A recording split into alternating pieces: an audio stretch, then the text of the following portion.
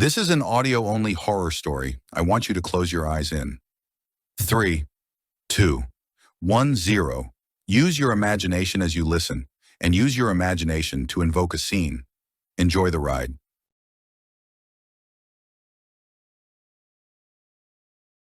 My name is Lucas Gray, and I'm a historian with a deep fascination for ancient artifacts.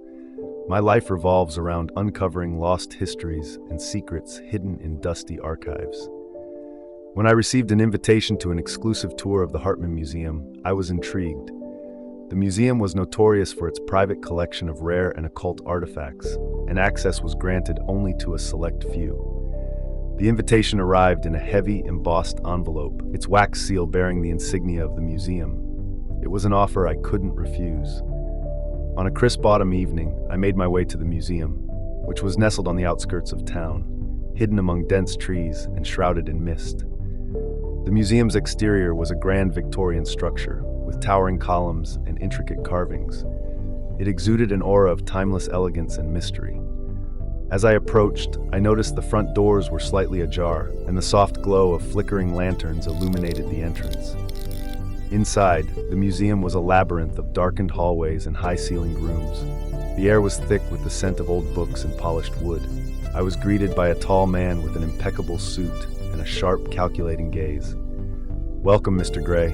I'm Elias Hartman, the curator. Please follow me."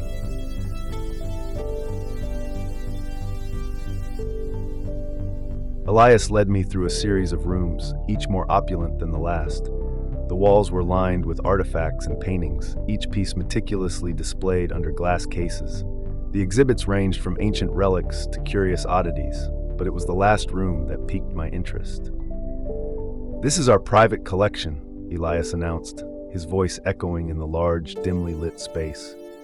The room was filled with strange and unsettling items: a ceremonial dagger encrusted with dark gemstones, a collection of human skulls arranged in an ornate display, and an ancient, weathered book bound in what looked like human skin.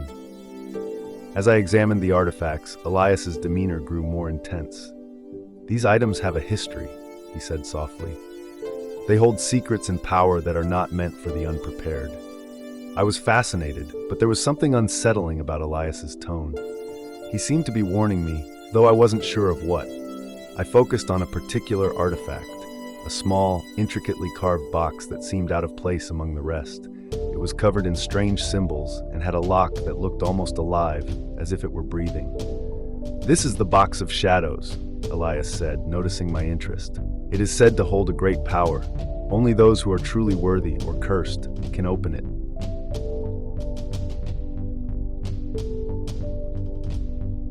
As the evening progressed, the atmosphere grew heavier. The museum seemed to shift around me, with shadows lengthening and the air growing colder. I noticed that Elias was increasingly distant, his eyes occasionally flicking toward the Box of Shadows.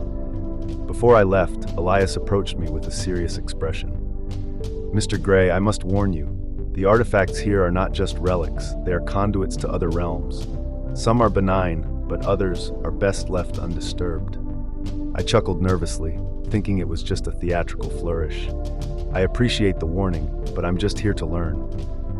Elias's expression did not change. "Very well, but remember, not all knowledge is meant to be sought." With that, I left the museum, my mind buzzing with curiosity and unease. As I drove home, I couldn't shake the feeling that I had stumbled onto something far more sinister than I had anticipated.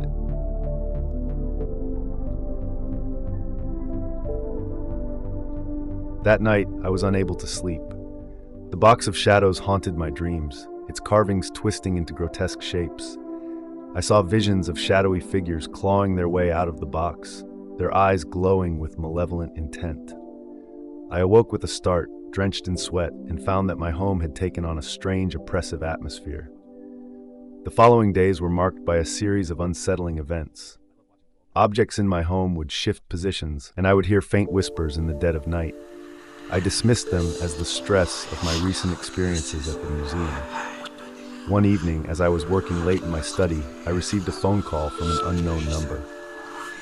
"Lucas Gray?" A voice rasped on the other end. "You must return to the museum. The curse has been activated." Before I could respond, the line went dead. My heart raced as I recalled Elias's warning. I decided to return to the museum, hoping to find answers and possibly a way to undo whatever had been set in motion.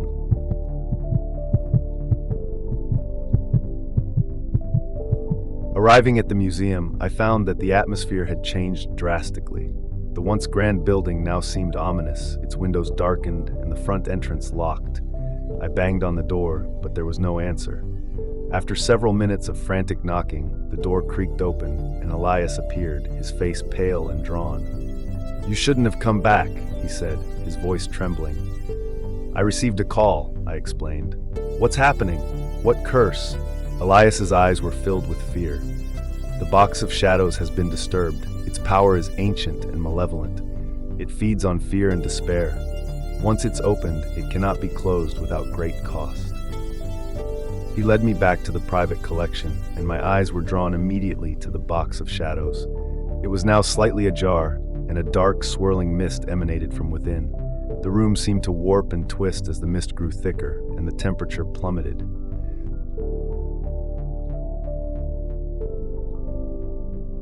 Elias explained that the box had been activated by someone or something, drawing power from it. As we approached, a cold, shadowy form emerged from the box, its features indistinguishable, but its presence overwhelmingly menacing. "The curse is spreading," Elias said, panic evident in his voice. "It will consume everything in its path if we don't contain it." Suddenly, the museum's lights flickered and went out. The shadows in the room grew more intense, and the whispers turned into a cacophony of anguished voices. I felt a cold hand wrap around my throat, tightening with an almost physical force.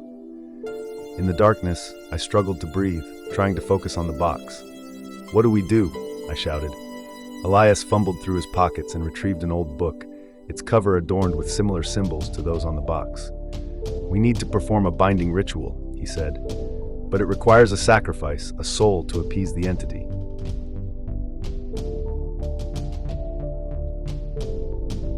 Elias's hands shook as he opened the book and began chanting in an ancient language. The shadows surged, and the temperature in the room dropped even further.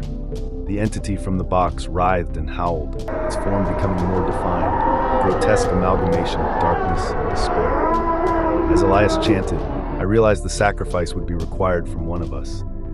I knew that I had to act fast. I reached for a nearby ceremonial dagger, its blade glinting in the dim light. Desperation drove me to make a choice. "I'll do it," I said, my voice resolute. "Just finish the ritual." Elias's eyes widened in horror. "No, Lucas, there must be another way." But the shadows closed in, and the entity's grip tightened around me. I thrust the dagger into the center of the swirling mist, feeling an intense cold as the entity's essence seemed to fight back. The air was filled with a deafening scream as the shadows recoiled. Elias continued the chant, his voice rising in urgency. The shadows slowly began to retreat, pulled back into the box as the binding ritual took effect. The room was filled with a blinding light as the box sealed itself once more, the mist dissipating.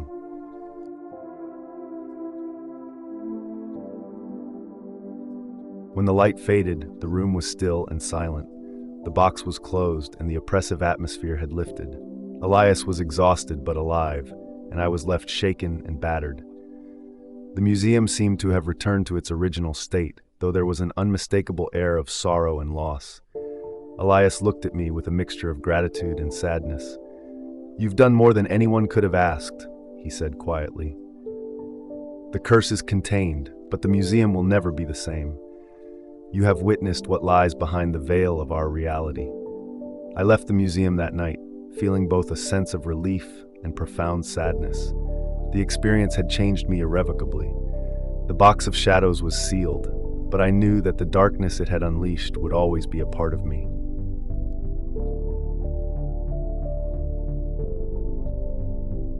As the final echoes of the tale fade into the darkness, remember this: in the shadows where fear takes root, the true horror lies not in the creatures that lurk, but in the darkness within ourselves. We tell these stories not just to scare or entertain, but to confront the fears that we try so hard to ignore. So as you step back into the light of the real world, carry with you the lessons of the night. The monsters we create are reflections of our deepest anxieties, and the strength to overcome them is within each of us. Sleep well, and remember, in the realm of fear, we are the true masters of our fate. Good night, and may your dreams be free of shadows. If you enjoy this video, don't forget to like, subscribe and click the notification bell for you to see my future update on this channel. Stay safe and always remember to lock your doors.